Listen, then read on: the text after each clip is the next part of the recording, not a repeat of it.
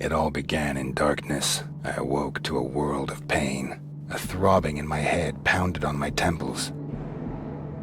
Suddenly I saw a white light approaching me. I saw a human form within that light. An angel. The shining light radiated something soothing. Eric.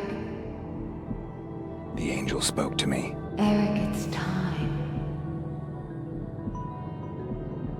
The angel disappeared, and the hammering became more intense.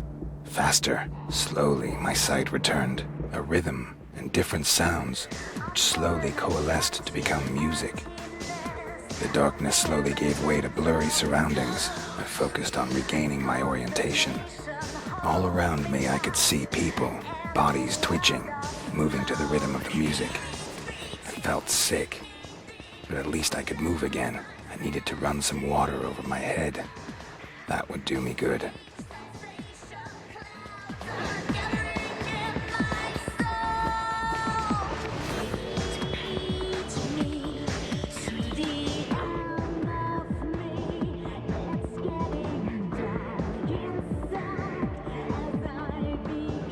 I could barely stand, and the nausea was getting stronger. Gathering the last of my strength, I dragged myself on.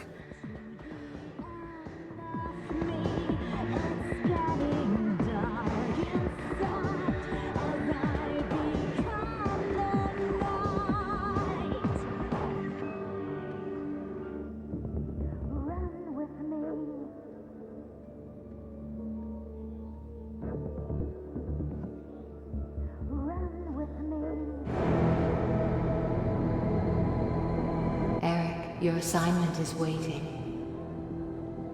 Eric. Eric Bain.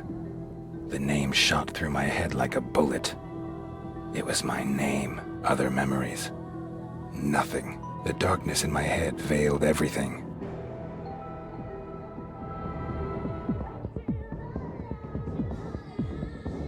The angel was gone, and so was the pain. It was time to find out who I was. Or what I was doing here. Chances were the bouncer had seen me come in. Maybe he could shed some light on the subject. Get out of my face! We don't need an audience.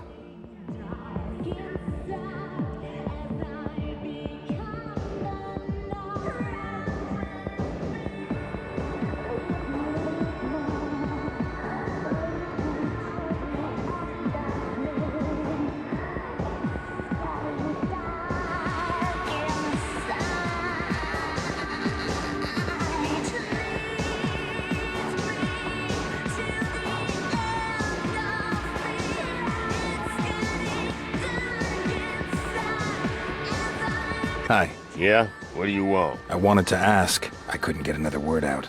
The sight of his weapon woke some kind of memory.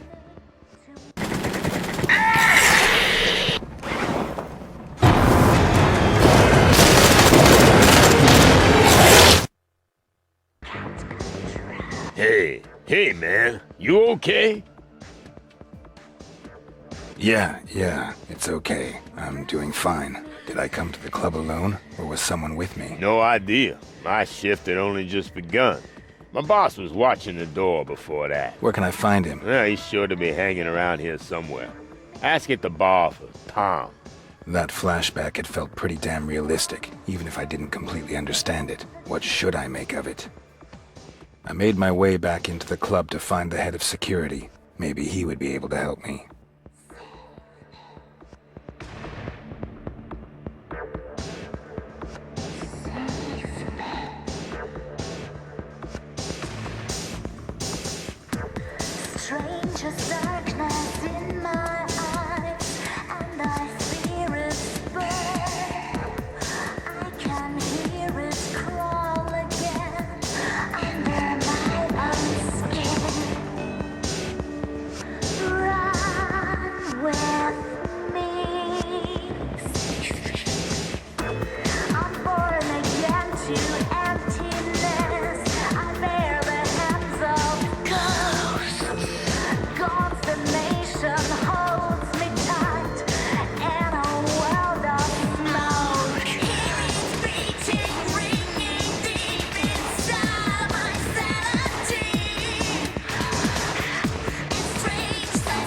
Hi. I'll have a... You'll have a Bloody Mary. House style. Who said I wanted a Bloody Mary? Believe me, I know exactly what you want. Do you know where Tom is? Tom? Yes, I do happen to know where Tom is. Head upstairs and you'll find him. Good luck. Okay, catch you later. Yes. See you later. The stuff tasted disgusting, and it had a strange aftertaste. However, my body saw it differently, and a pleasant warmth spread through me.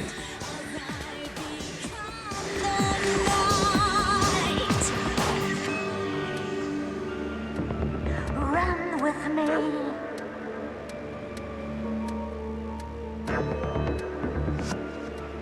Run with me. I'm born again. Hey, man. You okay? Have we met? Not directly, but don't we all know one another somehow? I mean, we're practically one big family. I have no idea what you're talking about. Shit, man, you really don't know, do you? My memory is a bit foggy at the moment. Sure, whatever. I know exactly what you mean. Look, we can help you, man. I mean, I know someone who can. Follow me, dude. I'll take you to her. I'm sure she'll help you. Her name's Rose, and she knows more about that stuff than the rest of us.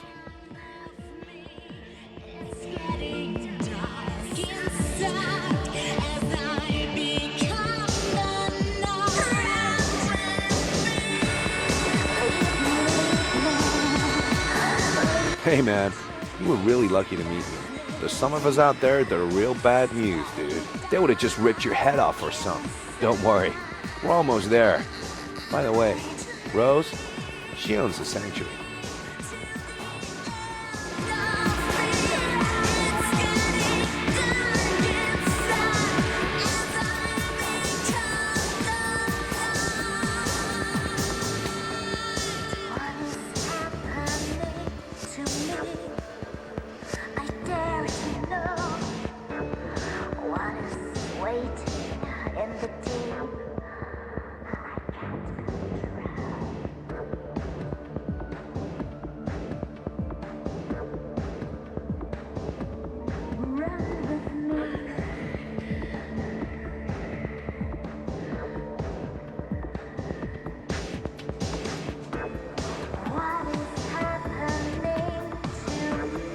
Hi, Tom. I see you brought a guest. Nice to see you again. Was the drink okay? Hey, Rose, this dude has got no idea what's happening.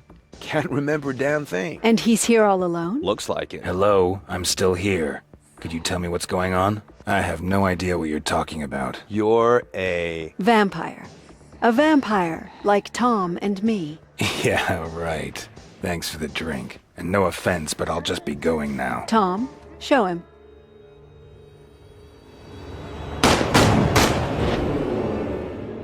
Hey, neat trick, man. What? You automatically resorted to your vampire abilities out of pure reflex. Not bad. You seem to be a natural. Thank you, Tom. I'll take care of our guest now. You can go back. Yo, later, man.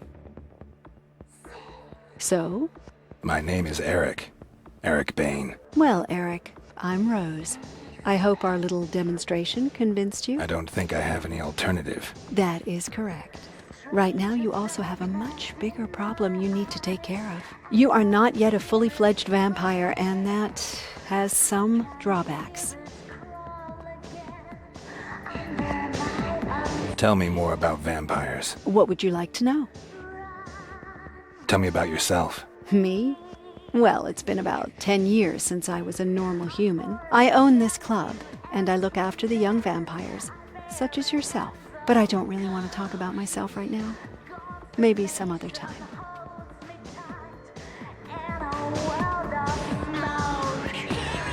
Can you tell me something about the vampires in the sanctuary? Yes, I could tell you a little something, but that would be kind of inappropriate, wouldn't it? It's best if you speak with them yourself.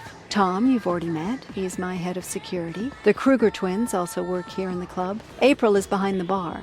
I assume you remember her. June is our DJ. If you want to know more about them, I suggest you speak with them directly. How come nobody knows that vampires really exist? Because we're very careful not to attract attention. Do you think people out there would be happy if they knew that we're living amongst them? We can't be satisfied by synthetic or animal blood. Believe me, I've tried it. No, we need real blood, and we need it from a living person. We are powerful, Eric. You are powerful, but we are not invulnerable. Bullets can harm and even kill us. However, there are just a few of us, but we have plenty of conflict within our society. So we use our power and influence to keep people in the dark. There are vampires out there who have built economic empires and control the media. They ensure that our existence remains secret. Let's talk about something else. Gladly. How come I'm not a full vampire yet? If a vampire drinks your blood and kills you in the process, you will turn into a vampire yourself. However, that alone does not complete the transformation. First, you have to drink your creator's blood. Only then will you be a full-fledged vampire. And since I don't know who made me a vampire, that's kind of a problem. Exactly. A vampire doesn't just create another vampire for no reason. We try to hide our very existence from humans, and every newcomer increases the risk of being discovered. Your creator put us all at risk when he just left you behind. No vampire would willingly call down the wrath of all the others upon himself. I suppose something must have happened to him. And what happens if I don't drink his blood? You really don't want to know. I have no idea exactly what happens when someone becomes a vampire, but if you do not get the right blood, your brain starts to deteriorate. You will become more and more of an animal until you finally lose all of your humanity. We call these pitiful creatures ghouls. Believe me, you want to avoid becoming one of those creatures at all costs. Do I have any options? Ah, yes. The blood of an ancient and powerful vampire can theoretically replace your creator's blood. But I'm talking about vampires that have been in the business for several decades. You won't find anyone like that in the sanctuary. But I do know of someone. His name is John Blooming. He's the director of the Harding Museum downtown. Blooming is not a nice man. He's not likely to give you his blood voluntarily. It's not as if I have much of a choice. That is certainly true. However, you should talk to Tom before you head out. He can give you a few tips. What is waiting in the deep?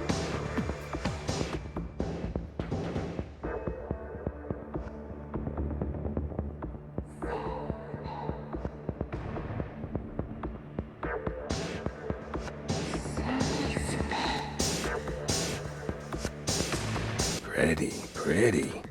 Strangest darkness in my eyes, and I fear it burn.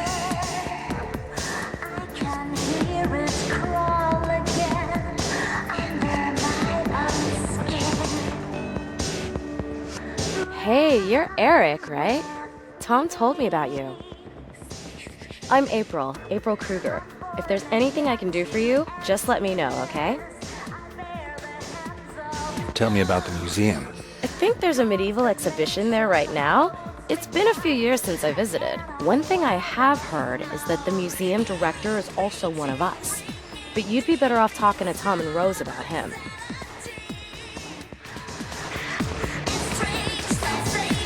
Tell me about vampires. I'd like to help you, Eric, but to be honest, I haven't been one for long. But what would you like to know?